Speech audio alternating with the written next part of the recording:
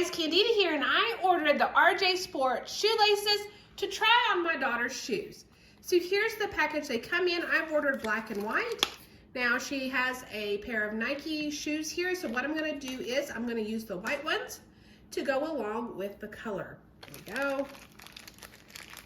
We're gonna have two laces. So we have two laces, and then we have the clip for this to go in, and then this one to hold it.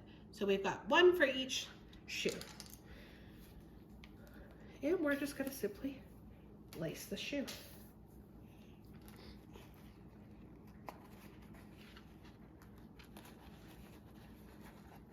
Just making sure they're even.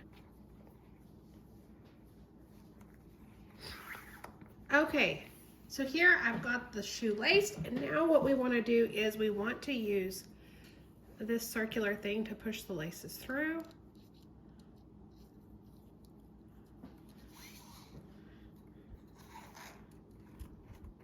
So now it's got a good little grip.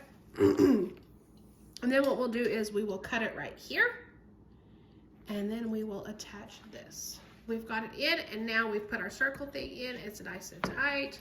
She should be able to get it on. I'm gonna give it a little bit of room, so I'm gonna cut it down here.